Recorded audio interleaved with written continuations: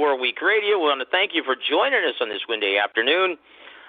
This episode is brought to you by FightSaga.com, as well as the offices of Collins and Heron. Guys, for all your boxing news, please go visit FightSaga.com. This would not be an episode of Warweek Radio without the counsel of our very good friend, 3-decade fight trainer, the one and only Mr. James Gogue. James, how are you this afternoon, sir? Hey, Joe, I'm doing good. Well, I tell you what, man, thank you for doing this for us, because and this is a real treat, because we picked up several listeners from around the world, new listeners that aren't used to, hearing you break down these matchups, and boy, they're in for a treat. No one does it better than you, Gogue, so thank you, man, for spending your afternoon with us. We know you have a lot of fighters to train this evening, so let's get right down to it. Kicking off this afternoon's episode, Coach Gogue is going to analyze the proposed PBC matchup between WBC and IBF Welterweight Champion Errol Spence Jr., and he's going to be taking on former two-division world champion Danny Garcia. Guys, it's going to be slated to air on November 21st, Fox pay-per-view. Now, Gogue, when you first found out that this fight was going to happen, what were your thoughts? Do you think maybe this is too stiff of competition for, someone who was just in a horrific accident not even a year ago? Exactly, Joe. He just came off a real bad accident, and when you come back from a real bad accident, you always want to see a fighter how they handle a good punch, especially a good explosive counter puncher like Danny Garcia. And you got to commend Errol now, okay? He could have taken an easier guy just to get back in the groove of things, but, he wanted to take on a top guy. Do I think he's one of the top 5 welterweights in the world? No. Because every time he stepped up, he always lost, Joe. So he's right, he's right below the top guys out there, but he is a formidable opponent because, he's an explosive, he's a good counter puncher with good explosive power, especially that counter left hook.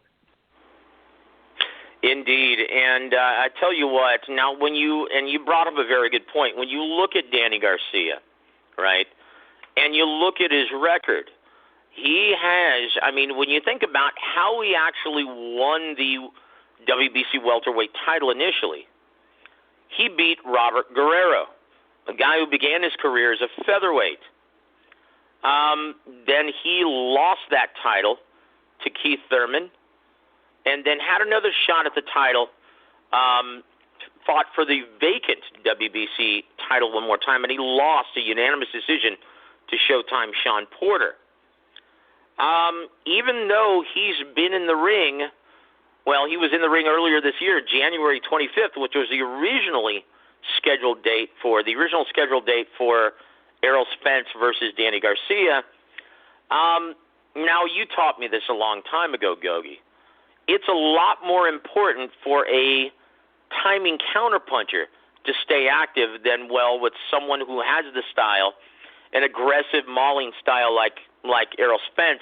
Explain why it's so much more important for a counterpuncher to stay active.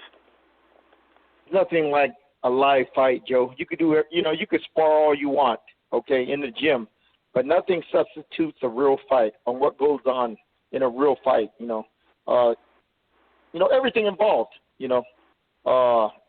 when you're getting the preparation, the sacrifice, the discipline, the hard work you got to go through in camp and everything. But the thing is, you only got 45 minutes, when you get in that dang ring, 45 minutes to hour to perform and everything. And there's nothing like a live fight in front of fans, okay, small gloves, in that square circle, okay, on TV, under the bright lights and everything, Joe. Totally different than sparring and everything with big headgear, big gloves, a controlled setting. Sparring and fighting is night and day and everything. And I tell you what, Joe, once you start staying 4 months out of the ring without a live fight, you start seeing the layers of rust build up on you. And a guy like Danny Garcia, or not only Danny Garcia, it's the fighters nowadays, they only fight once or twice a year. how the hell are you going to develop your skills? How the hell are you going to develop the layers of, the layers of, Joe? The experience you're going to get in live fights, okay? Look at James Toney.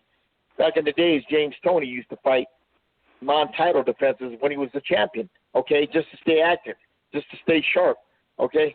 You don't see that nowadays, Joe. There's nothing like a live fight, Joe. That's the ultimate test. I will say, Joe, when you're fighting in the ring, when you're sparring in the ring, that's the test. That's like a test in the gym. But when you're fighting on fight night, that's the final exam. Okay, that's going to show everything what you did in training camp. And especially if you're fighting all the time, Joe, like all the greats used to, like Sugar Ray Robinson. Back in the days when he would fight, 2-3 times a month. There's nothing like that, Joe. There's no substitute. So, these guys, Spence, he's gonna, it's gonna be over 12, 13, 14 months since his last fight. And Garcia, when's the last time you fought? In January? Oh, geez. January 25th, and he didn't look very sharp doing it. Exactly. And he's been out of the ring too long. It's funny. You mentioned James Toney, Gogue. And James, one of the primary reasons, and he spoke publicly about this, and he made no bones about it, he said, look, I'm a counterpuncher.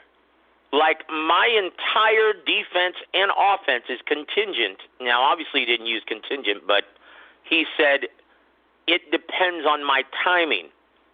Timing and rhythm. If I don't stay active, then my timing is going to be off, and I can't have that because that determines all of my successes in the ring. And so you could say that for Danny Swift. Maybe that's why he looked like hot garbage against Ivan Redkach, because before that he hadn't seen any action in over a year and a half. Exactly. That's a perfect example. That's not only Danny Garcia, it's all the fighters out there nowadays that just fight once or twice a year. You don't see them getting any better, cultivating their craft. Adding the layers of experience that you can't get anywhere else. No, that's what I'm trying to say, Joe. It's the layer of experience you get, okay, when you fight consistently that you can't get in a gym sparring, okay, or you can't get watching YouTube videos, okay. There's nothing like it, Joe. It's the ultimate test in boxing. It's the final exam, and the more final exam that you have in your career, the better all-around, well-rounded fighter you become. That's like Hagler. Hell, he didn't get a title shot till he had 52 fights. Now you got guys, 5-6 fights, getting a title fight. Indeed. And we're going to talk about Teofimo Lopez a little bit later on in the program because, wow, that seems to be the trending topic right now, Gogue.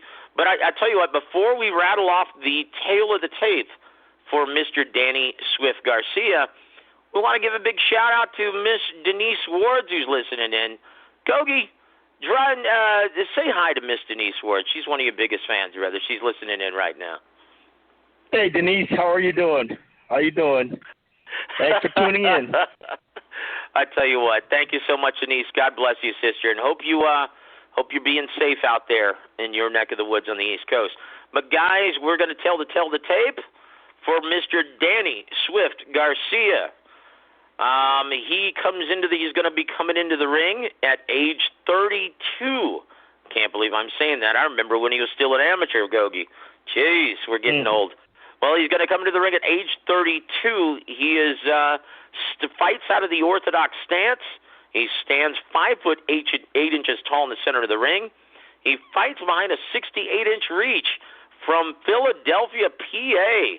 He has a fine record of 36 wins, 2 losses, 21 big wins coming by way of knockout.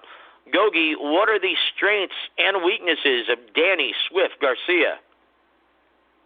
Strengths is, like we talked about, he's an explosive counterpuncher. Joe, he just has a good sense on when you're going to throw, and he's going to throw at the same time, or he's going to counter you real quick after you throw. So what I'm trying to say is, when you throw your punches, you better be ready for some return fire because it's going to come out of nowhere. And it's just what he does best, what is natural for him. Okay, he's just a natural counter puncher. But the thing is, Joe, he can punch, especially with the left hook or the right hand. Okay, So when you got an explosive counterpuncher with power, makes you a very dangerous fighter. Now his weakness is he weighs too much. He doesn't get off. He doesn't initiate the action, Joe. He waits for you to initiate, then he'll initiate the action. You know what I mean, Joe? That's he lays back too much. That's what cost him these fights against Keith Thurman, against Sean Porter and everything, Joe. Okay, his lack of leading with combinations. Okay, to add to his already explosive fine-tuned counterpunching abilities. Yeah, Gogue, I think that's part of, and maybe part of the reason why is something that Emmanuel Stewart always used to tell me. And he's what, I always called it the Emmanuel Stewart triangle. He always told me, well, look, if you have a fighter who is flat-footed and he combines speed with power and is explosive, well, one thing he's going to sacrifice is punch volume. Is that the case with Danny Swift Garcia? Man, Manuel told me that a long time ago too, and I agree in everything. When you sacrifice, when you throw all those flashy combinations, you sacrifice your power, or vice versa. It goes both ways. You could say that, but Joe, he just feels so more. He's just so much more comfortable in his nature, in his game, the way he does stuff. When he kicks back and waits for you to initiate the action so he could counter you. Okay, he's not the kind of guy that takes the initiative to get off first. Okay, it's just nature, Joe. It's just who he is. Yeah, he's a counterpuncher by trade, absolutely. And so you look at Danny Swift, and here something you told me before the pandemic really kicked into high gear. You were very prophetic when you said this. You said, Joseph, we're going to see these fighters have a really hard time getting back into the swing of things because, well, unless they've got a trainer there to hold their hand, a lot of times they're not going to get the most of themselves. You're going to see a lot of them have trouble with weight, have trouble with the discipline. And I think one thing that you're seeing is I don't think it's any coincidence. All of these fighters that are coming back and are going to be used, they either live with their fathers or is a trainer, like in Danny Swift Garcia. He lives with his dad, who's his head trainer, or they live in the same city as their head trainer, as is Errol Spence with Derek James, right? So, yeah. So also, who's got the advantage here as far as the training goes? Oh, I got to give it to Derek James. I think he's a better trainer. Danny Garcia, his dad has only had Danny Garcia. He's never trained or developed any other fighters, okay?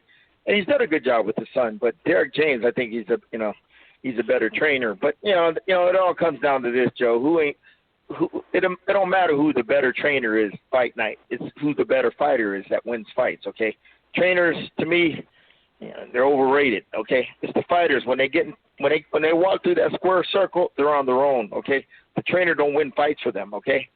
Now the trainer helps them win fights by the preparation, the due diligence in the gym, okay? Putting in that hard work just like the fighter, keeping the course, developing the game plan, developing your skill set, getting them in top shape and everything, okay? That's where the trainer assists the fighter in becoming successful fight night. But when they but they're on their own, Joe, on fight night, and the better fighter is going to win, not the better trainer. Indeed.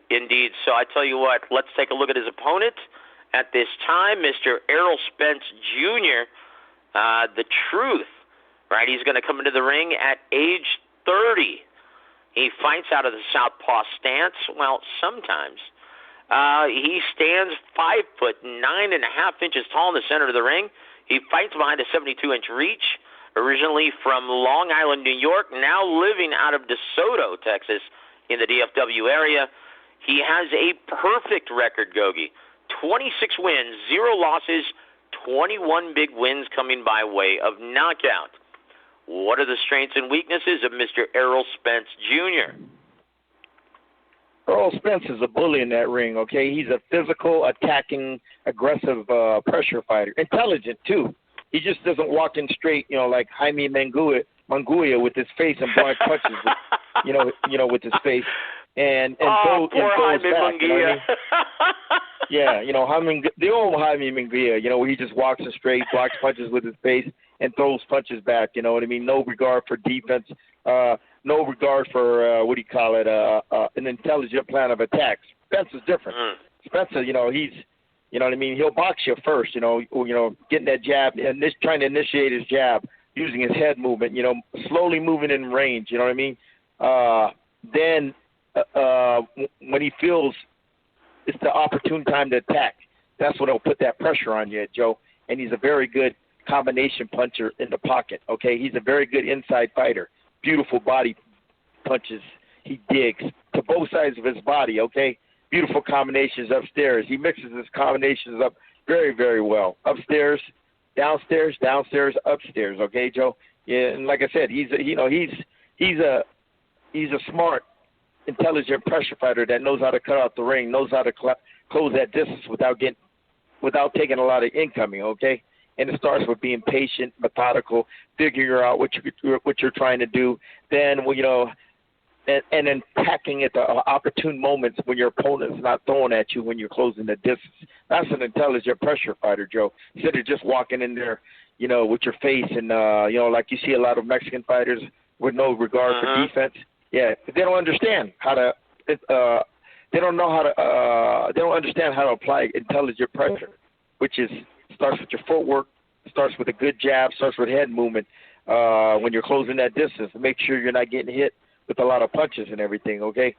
And it's just being able to attack at the right moments when you're putting that pressure on and everything. When that guy is taking a little break, then you could close that distance and attack and everything when that window of opportunity opens up.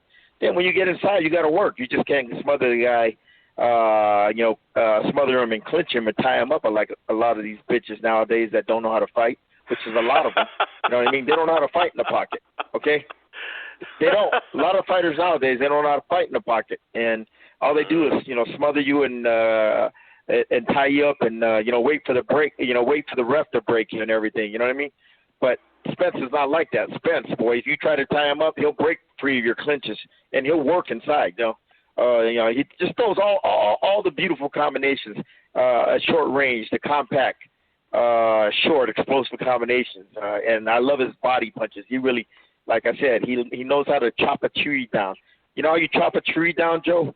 You hit both sides of the body, okay? And eventually, as the fight goes on, 6 rounds, you can start seeing the fighter's legs start becoming a little rubbery and they start slowing down. That means your body attack is working. That means they're slowing down, okay? When you see the fighter's legs start,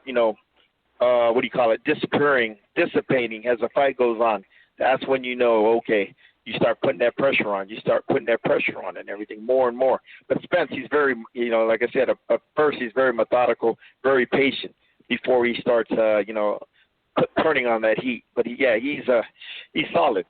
His weaknesses, Joe, to me, he doesn't have a lot, but he's coming off a long layoff, okay, Joe? And he hasn't been hit with a good punch after that car accident, so you don't know how he's going to react. Yeah. Ooh, gosh. You know what? And Emmanuel used to tell me that all the time, Gogue. If you're coming off of a long layoff, especially after having that kind of physical and emotional trauma that Errol Spence just went through, Emmanuel was a stern, but he was such a huge, staunch believer in heavy sparring. Because if you haven't had sparring in a while, boy, your body experiences a certain amount of trauma. Can you expound on that? Oh, your body's not used to the punches being thrown at you, the punches landing on you. You know what I mean, Joe?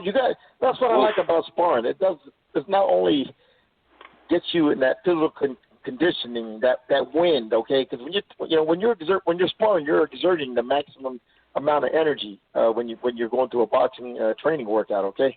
Just that physical contact and everything, and not only blocking punches, taking them, but giving them to your opponent too. And when you're not going, like I said, if you don't experience that, that constant pounding on your body, your body's not going to be physically toughened up for for a fight and everything, Joe. You know what I mean? It's not going to be it's not going to be conditioned. That's what I'm trying to say. Physically conditioned for a tough fight, a physical fight.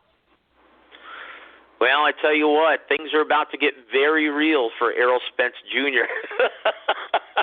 Yeah, exactly. To prepare for a fight of this magnitude, he's gonna experience some trauma in the gym very, very soon if he hasn't already started with head coach Derek James. One thing I wanted to talk to you before you started breaking down strategies for both men, I wanted to ask your opinion on the odds. Gogue, I'm a little surprised. The odds for this matchup to start off, and once again, the odds may change depending on the action, how people are betting. Right now, though, surprisingly, Spence is listed as a 6-1 betting favorite at a -600. And Danny Garcia is listed as a, surprising 4-1 betting underdog. Are you a little shocked that the odds are that wide, considering what both men have been through? Yes, I'm shocked. I'm shocked, Joe. But the guys that put out the bets, I don't know what mathematical formulas they use to establish those odds and everything. I thought it would be more like 2.5 to 1 or 3 to 1. Okay, the most. That's right. 4 to 1. That's a long stretch. But it's another reason why is Danny Garcia. When he steps up to the big time, the highest level in his weight class, he always comes up short. He's a bridesmaid. He hasn't won a big fight yet in his career. Okay, he always comes up short, and that's what another thing they're probably Joe? Adding, they're considering when they're making those odds. Indeed. The only time, really, he's ever come up huge under the bright lights of the big stage, you have to go all the way back in September of 2013 when he came up big against Lucas Matthysse. You remember going into that bout, Lucas Matthysse was also heavily favored. He was expected to stop Danny Garcia. At least that was the conventional wisdom going into that big fight weekend. That was the weekend of Mayweather versus Canelo. They were on the co-main event. Now, Gogue, last time I saw odds like this against Danny Garcia, he was fighting Lucas Matthysse. Could we actually see an upset? And I'm almost tempted, right? I'm almost tempted to actually put some long green on Danny Swift with 4-1 odds. That's a little enticing, man, don't you think? Yeah, especially coming off a bad car accident like Errol Spence, came off. Like I said, my big question mark, Joe, is how is he gonna react when he gets hit by one of Danny Garcia's explosive counter punches? Okay, that's what I want to see. Well, I tell you what, let's talk about the strategy first for Mr. Errol Spence Jr. One thing I was so impressed with, right, and obviously Danny Garcia is a bigger man than Mikey Garcia, but they're both prolific counterpunchers, and they have such an amazing understanding of timing and range. What did Errol Spence do so proficiently to actually keep Garcia guessing and to keep him off rhythm? Oh, God, Joe, that was a mismatch. The size difference. It was so easy to pick, okay? Mm-hmm. The difference in size, length, physical strength. I mean, that wasn't nothing magical, what Errol Spence did. All he had to do was get in good shape. That's all, and he would have beat Mikey Garcia. You know what I mean? It was that long jab. Well, he sure did. He beat him down, dominated him, yep. Yeah, it was that long jab that broke him down early because, he was worried. He was, like I said, Spence just come walking straight and start throwing punches unless he knows, it's the opportune moments. He busted Mikey up with that jab and combinations. In combinations at long range. That's what he did. Played it safe in the first 4 or 5 rounds. Just busted him up. Wouldn't let Marquis get close to him and everything. Boxed him. Then all of a sudden, as the fight went on, you know what I mean? He seen Marquis slowing down. That's when he started putting that pressure on. Okay, in 8th, 7th, 8th, 9th, 10th round on, he started putting that physical pressure on him. Trying to, break down Mikey even more. But it was just his boxing skills, his intelligent boxing skills. Don't forget, Joe, this guy was he's an Olympian. You know what I mean? He was That's right. Two-time, USA amateur champion. He had a great amateur background, so he does understand, fighting at the highest level when he fought in the amateurs against top-level competition where he refined his skills, okay? But his jab, though, his jab was the key. It was so obvious, man. The guys, when you're fighting a short guy like that can punch, you don't want to go right after him right away. You bust him up, break him down with a good jab, and that's what Errol did. Well, Danny Garcia in this matchup has the same exact reach and is only about 1 inch shorter. So, yeah, they're very comparable in size. So, basically, what does Errol Spence, what does he have to do to keep from getting countered with one of those bombs a la Amir Khan? Just don't go in there reckless, throwing punches. Be aware that Garcia is going to be countering a lot. So, expect after you throw, beware, of being countered by the right hand or the left hook. Use a lot of feints on Garcia. Okay, what's the best weapon for a counter puncher to break his timing and rhythm? A good feint. Good feint. Okay, so feint a lot. Freeze him. Don't break his timing and rhythm so he can't counter you when you're trying to get off offensively. Okay, so just being smart, Joe. That's an intelligent fighter. A guy that knows how to use his jab effectively at range, okay, when you're fighting a good counter puncher. A guy that knows when to use his feints before setting up his combination so he doesn't time you and everything, A stupid fighter would just walk in there, and throw punches without any regards for the incoming that's going to be following, okay, when you're fighting a guy like Danny Garcia. But an intelligent fighter like Spence, You'll see him, Joe. He'll be real meticulous and cautious early on, figuring out Danny Garcia, trying to get a feel for his rhythm, okay, his timing, his speed, his game plan, what he's trying to do. But and you're gonna see him work his jab effectively, okay. You're gonna see and them long straight hands, them long straight left hands by itself, to the body or to the head. You know what I mean? Instead of working the jab all the time, just fire the straight left hand right down the middle. If Danny Garcia is right in the straight line of fire, fire that straight right hand right down the middle, and mix it up and down to his stomach, his midsection, and to the head. And once you start nailing him with a couple of shots, Joe, that's when the feints are effective. Okay, once you start nailing them with your jabs and combinations or the straight left hands, that's when you start feinting even more. Okay. Because it's just like I said, the feint, man, Joe. A guy that can feint, that knows how to use his feints, is a very intelligent. I call him a thinking man's fighter. Indeed. Well, when you go back to 2014, right after the Matisse fight, we saw it almost exercised to perfection. Mauricio Herrera. I thought he actually beat Danny Garcia in Puerto Rico. That was a good example, using that exact strategy. A guy that's not as talented physically, with athletic gifts, but a guy that fought intelligently but a guy that fought intelligent and smart, with good boxing skills, good counterpunching, good feint, with a lot of feints and everything to break Danny Garcia's rhythm and his timing. Indeed. Well, I tell you what. So, what does Danny Garcia have to do to win this fight on November 21st? Joe, the only way he's going to have to win is hurt Spence with one of those big counter left hooks or that little looping overhand right. He likes to throw. He's not going to outpoint this guy. There's no way he's going to get in a technical boxing match with this guy and beat him. No way. Spence is too good on the outside, and he's even better on the inside, where Garcia is not as proficient like Spence. Okay, he's gonna have to hurt him and knock him out. That's the only Joe. I can't think of a game plan long term. To go to distance to beat this guy, unless Joe basically he got to do what he does best and try to land that big counter punch. Whether Spence is throwing that straight left hand, slipping to his right, countering with the right hand over the top, or in exchanges, land the last punch, which is the counter left hook.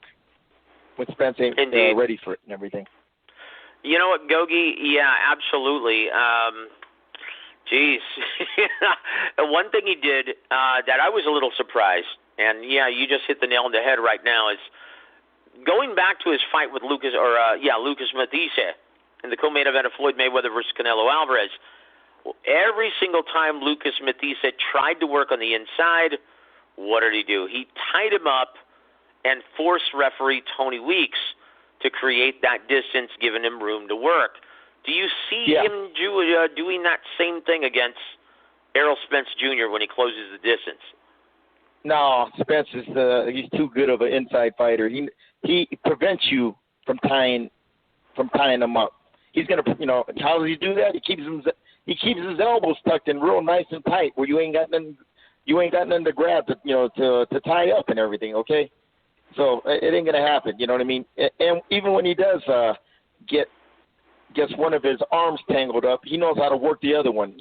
His free arm, he's still throwing punches with his free hand, and he knows how to break free from those clinches and everything, Joe.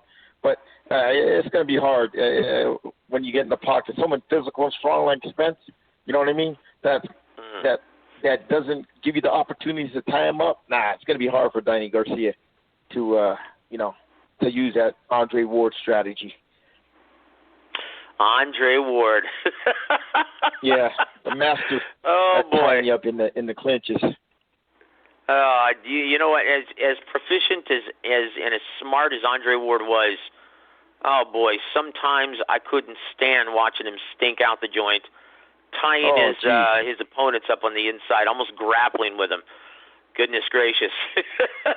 Oh God, it was just pathetic. That's why Andre Ward never transcended to the masses, because his fighting style wasn't aesthetically pleasing. Okay, a lot of fanboys nowadays, they don't understand what good inside fighting is, what skilled inside fighting is. Okay, like guys like Duran, Chavez, Chavez especially, he never held a lot in the pocket, man. He got inside, he worked, he clinching was the last thing on his mind. Okay, now Duran, he clinched just to get control of you. Then he'll break out of those clinches and start firing combinations and everything. Okay, he'd wrestle you just to get control of you, to see how you would react. Then he would figure out what punches he would hit you with, what he could hit you with on the inside, them uppercuts or the body shots and everything. He'll break those clinches. But Ward, he would grab you and until let the ref break in everything. Indeed. Well, we don't have a location set yet, Gogue, for this fight. It's still up in the air, and there's still some time between now and November 21st. Do you see this actually taking place at the designated PBC, venue of choice in the Mohegan Sun Arena in Uncasville, Connecticut? So the way the pandemic is going, yeah, I see it happening over there. There's no vaccine, no other cures to get rid of this. Supposedly there's no other cures to get rid of this. So yeah, I can see it happening where they're going to close it, have a closed venue, control type environment. Now, because there's going to be so much anticipation, everyone's going to want to see how Errol Spence looks after that horrific accident. Now, if there was a pay-per-view that had any chance of doing well, other than obviously Mike Tyson versus Roy Jones, would this be it? Because there's a lot of anticipation. People are wondering how Errol Spence is going to look. How well do you see this pay-per-view performing? Now, from what I'm hearing, it probably is going to be priced at $79.95, Gogue, on Fox pay-per-view. Oh, Joe. In this economic environment, I just can't see how it's going to do good. You know what I mean? That's me. I don't know. I'm not being a pessimist. I'm just being a realist. Any of these pay-per-views, you know what I mean? I can't see how they're going to be doing good and everything. But, we'll see. We'll see. Indeed. Well, now it's time for Gogue's final prediction. How do you see this fight playing out on November 21st, brother? Like I just talked about, Spence is going to take his time and methodically break him down as the fight goes on. He's going to take him in the pocket, and that's Spence's MO. as the fight goes down, he likes to turn that pressure on, likes to turn on the heat. And, of course, his number one place he likes to work is in the pocket. And he's going to work, up and down and up, digging those body shots, breaking Danny Garcia down, and hopefully, going for the knockout and everything. Yeah, that would be something. Boy, that would be really something, because Danny Swift is known for his durability in the ring. I don't know if it's. I mean, do you think it might resemble something like Kell Brook, or do you think Kell Brook was a damaged fighter after that Golovkin fight? Yeah. Oh, that's what happens when you fight an intelligent pressure fighter that knows how to break you down. As the fight goes on, you start slowing down. Your legs start slowing down. Your body starts wilting under that pressure and everything. Okay, and that's what you do. That's what a good, intelligent, physical, strong pressure fighter that like Spence does to you. He breaks you down. He takes everything out of you with those body shots and that calculating pressure he puts on you. Then when especially when he's turning on that heat, he really starts breaking you down and everything. And by the in the later rounds, the championship rounds, boy, you pretty much don't have nothing left and everything. So I can see it. If he don't get hurt by one of those Danny Garcia's big counter punches, I can see him wearing down Danny Garcia in the later rounds and going for the knockout. Wow. So your final prediction, Gogue, what do you think it is? Because to be honest with you, I was very shocked at the odds, but after listening to your analysis, yeah, I can see Errol Spence being the heavy favorite now if he's still the same version of Errol Spence Jr. If, Joe, if. That's the big word. If. Well, I tell you what, I'm not going to hold your feet to the fire on this, Gogue. We'll wait till we hear some reports out of camp, see how both fighters are working out, and then we'll make our prediction during fight week in November. How's that? Yeah, that's the best thing to do. Right now, Joe, it's hard to make a prediction. I like to always make predictions. Going closer to the camp. I mean, going closer to the fight and everything. Because you never know, Joe. Hell, man, a fighter might get hurt in training and hurt his arm or whatever, but he still fights, and you know what I mean. And he's not the same and everything. So let's just wait. Indeed. So there it is. There's your analysis, your strengths, weaknesses, and strategies for both fighters. Errol Spence Jr. versus Danny Garcia, slated to take place on November 21st. It's going to be featured and aired on Fox pay-per-view at a bargain basement price of $79.95. My word.